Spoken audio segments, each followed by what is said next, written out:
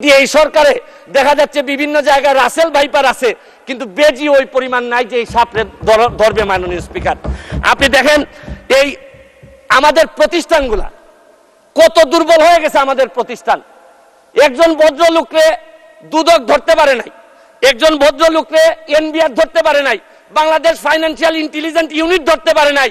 আর NBR এর মতিউর রহমানকে ধরলে একটা ছাগল ছাড়াই এই লোককে তো আপনি আনতেই পারতেন না। ছাগলের কাণ্ড হওয়ার কারণে আর ফেসবুক বাইরে 1 মিনিট বক্তব্য আপনার বরাবর অ্যাপ্লিকেশন আছে। আমি 247 ইনভোক করতেছি। এখানে 247 হচ্ছে কি আমার বিরুদ্ধে এখানে একজন মাননীয় সংসদ সদস্য আমার বিরুদ্ধে অভিযোগ দিয়েছেন। আমার আত্মপক্ষ সমর্থনের সুযোগ দেওয়ার জন্য, আমি সময় দেওয়ার জন্য আপনার কাছে দাবি জানাচ্ছি। মাননীয় স্পিকার, এখন আসেন আপনারা বেনজির কাণ্ড, মাননীয় সাবেক আইজিপি উনি এত বড় হয়ে গেলেন, মন্ত্রণালয় জানলো না, মাননীয় স্বাস্থ্যমন্ত্রী জানলেন না। এই বাচ্চাটা এত বড় হয়ে গেল, আর কিছুদিন সুযোগ পাইলে পুরা গোপালগঞ্জ কিনে ফেলতেন এই বেনজির সাহেব। তারপরে এইটার দায় এই মন্ত্রণালয় এড়াইতে পারে না। মাননীয় স্পিকার, এখন আপনারা কালো টাকা সাদা করবেন, আমার কোনো অসুবিধা নাই। যদি মনে করেন টাকা রয়ে গেছে, কিছু টাকা জমানো বা বিভিন্ন অলস টাকা রয়ে গেছে, এটারে সাদা করবেন, কোনো অসুবিধা নাই। কিন্তু এই সাদা করার মধ্য দিয়া বেনজির আর মতিউরের টাকাও যদি সাদা হয়ে যায়, আর এদের ভবিষ্যৎ প্রজন্ম উত্তরাধিকার, আদর্শের উত্তরাধিকার যারা, তাদের টাকাও যদি সাদা হয়, তাহলে এই সদস্য সময় শেষ, 1 মিনিটে শেষ করুন। মাননীয় স্পিকার, এরপর আমি বলতে চাই, মাননীয়, আমি সিলেটের মানুষ। আমার সিলেটে আমি যখন বক্তব্য রাখতেছি লক্ষ লক্ষ মানুষ পানিবন্দী। আমি আপনার মাধ্যমে মাননীয় প্রধানমন্ত্রীর কাছে দাবি রাখতে চাই, একটা হাইড্রোলজিক্যাল একটা রিসার্চ করেন।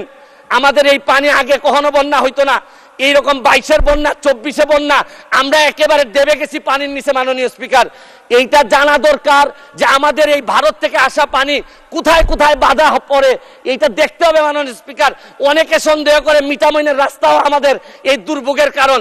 যদি হয় এইটারও মডিফাই করতে হবে, কারণ একটা জেলারে আপনি সৌন্দর্য দিয়ে আরেকটা জেলা ডুবাই দিতে পারেন না। মাননীয় স্পিকার, আমি হাইড্রোলজিক্যাল স্টাডি এবং এই স্টাডির ফলাফল আমাদের সামনে নিয়ে আসার জন্য দাবি জানাচ্ছি। মাননীয় স্পিকার, মাননীয় স্পিকার, একজন সংসদ সদস্য আমার ব্যাপারে অভিযোগ তুলছেন যে আমি যে বরাদ্দ পাই এইটা ফেসবুকে দিয়ে দিছি। 25 কোটি টাকার কথা বলা হয়েছে। আমি বরাদ্দ, মাননীয় সদস্য, আজকে বক্তার তালিকা অনেক বড়, 1 মিনিটে শেষ করুন। আমি বলতে চাই যে আমি যত বরাদ্দ এই পর্যন্ত পাইছি, আমি হচ্ছে কি এমপি হিসাবে ট্রাস্টি। এই টাকা জনগণের জানার অধিকার আছে। আমি ফেসবুকে দিয়েছি, হয়তো প্রকল্পের জায়গায় টাকা বলছি, কিন্তু টাকার মধ্যে কোনো ব্যবধান ছিল না। কারণ নতুন জেনারেশন আপনি যা বরাদ্দ পাবেন তা জানতে চায়, এবং আমি বিশ্বাস করি বঙ্গবন্ধুর আদর্শের সৈনিক হিসাবে আমি এই ট্রান্সপারেন্সি আমার মধ্যে এটা থাকতে হবে, এবং আমি এই কথা বলি আমি আমার এলাকার এমপি হয়েছি। মাননীয় স্পিকার, আমি মাননীয় প্রধানমন্ত্রীকে চিনি। আমার একটা বিশ্বাস, সব দুর্যোগের মধ্যেও উনি আমাদেরকে পার করাবেন। কারণ আমাদের মাননীয় প্রধানমন্ত্রী বঙ্গবন্ধু কন্যা, উনি এমন এক পাখি যিনি ডালের উপর বসেন ঠিকই, কিন্তু তার ভরসা ডালের উপর না, তার ভরসা পাখার উপর। কারণ বিশ্ব ব্যাংকও ভাবছিল যে ডাল ভেঙে উনি পড়ে যাবেন, পদ্মা সেতু বানাইতে পারবেন না, কিন্তু ঠিকই ডাল ভাঙার কারণে পড়েন নাই, নিজের পাখা দিয়ে ঠিকই বিশ্ব ব্যাংকে। মাননীয় স্পিকার, শুরু করিতেছি মহান আল্লাহর নামে, যিনি পরম করুণাময় এবং অত্যন্ত দয়ালু। মাননীয় স্পিকার, আমি আমার বক্তব্যের শুরুতেই জাতির জনক বঙ্গবন্ধু শেখ মুজিবুর রহমান সহ এই পর্যন্ত যারা আত্মাহুতি দিয়েছেন দেশের কল্যাণে, তাদের প্রতি শ্রদ্ধা জানিয়ে আমি আমার বক্তব্য শুরু করছি। আমার এই বাজেট বক্তৃতায় প্রথমে আবারও জাতির জনক বঙ্গবন্ধু শেখ মুজিবুর রহমানের প্রতি কৃতজ্ঞতা প্রকাশ করছি যে আজকের যে বাজেট, এই বাজেটের ফাউন্ডেশন কিন্তু উনি 72 সালে দিয়ে গেছিলেন। এইটার উপরেই এখন 1 তলা 2 তলা 3 তলা করে আমরা আগাচ্ছি। এই জন্য ওনার প্রতি আবারও কৃতজ্ঞতা জানাচ্ছি এবং শ্রদ্ধা ভরে স্মরণ করছি। মাননীয় স্পিকার, 8000 কোটি টাকার বাজেট, আকার বা প্রকারের সাথে আমার বিশ্বাসে ঘাটতি আছে এই বাজেটে, কিন্তু একটা জিনিসে আমার বিশ্বাসের ঘাটতি নাই।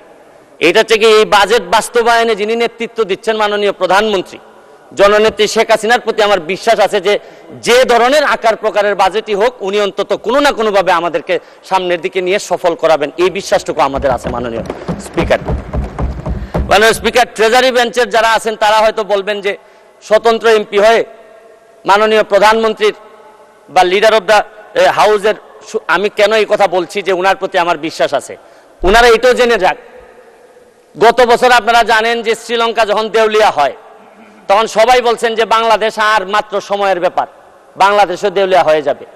পাকিস্তান যখন দেউলিয়ার পথে তখন বলছেন আর একটু সময়ের ব্যাপার।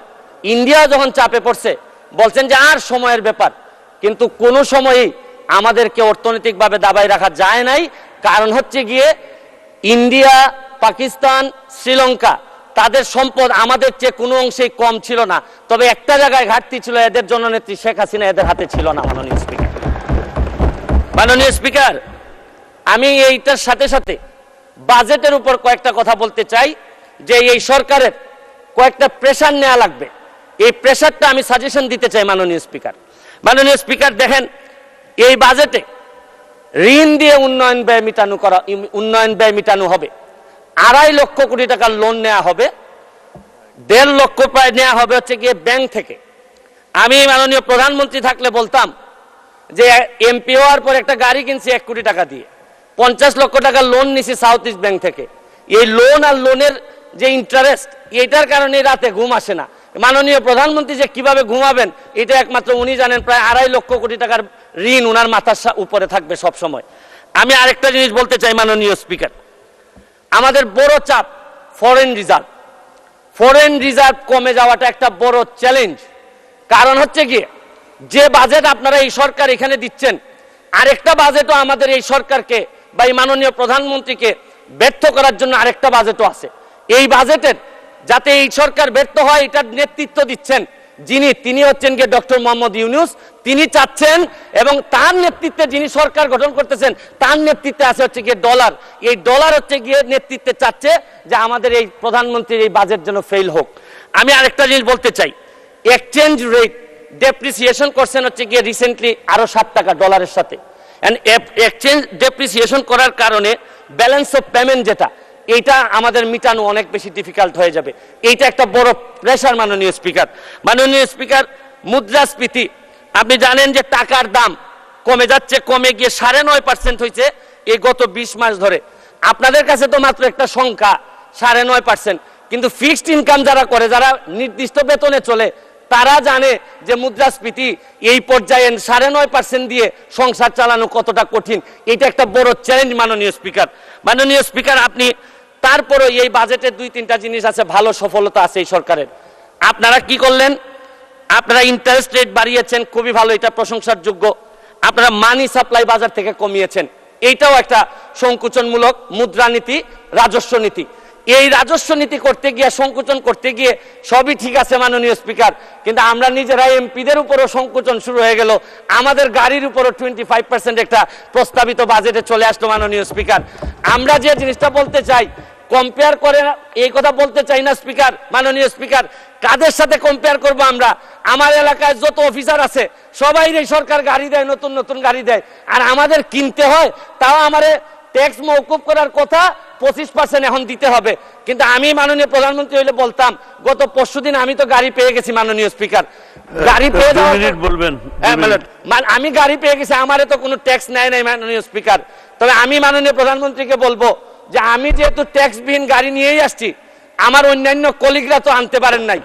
আপনারা, আমি যেহেতু এটা আমাকে ফ্রি দিলেন আর অন্যান্য আমার কলিগরা ফ্রি পাবেন, এটা ডিসক্রিমিনেশন হয় মাননীয় স্পিকার। তারপরে আমি মহান সংসদে বলে দিচ্ছি, তারপরে যদি মনে করেন দেশের স্বার্থে 25% নিবেনই আমাদের উপর, যতই কষ্ট হোক, মানবতার মা উনি, উনার বিরুদ্ধে আমরা কোনো কথা বলতে পারবো না। হয়তো উনি দেশের স্বার্থেই বলেন, তারপরে বলবো যদি উনি নিশ্চিত নিতেই চান, তাহলে আমার টাকাটা আমি কথা দিচ্ছি যে উনি যেদিন বাজেট পাস করবেন এই 25% টাকা আমি নিজে নিয়ে এনবিআর এর কাছে দিয়ে আসবো মাননীয় স্পিকার। তাও আমি চাই না যে আমি যেটা পাইছি এটা আমার কলিগরা পাবে না, এটা হইতে পারে না মাননীয় স্পিকার। আপনি দেখেন টাকা পাচার, এই সরকারের বড় একটা সমস্যা। টাকা পাচার ঠেকানো যাচ্ছে না। আপনি দুর্নীতি করলে তো অর্থনীতিতে নিয়ে আসা যায়, টাকা পাচার হয়ে গেলে যে দেশে যায় এই দেশের অর্থনীতির বাজেট হয়ে যায়।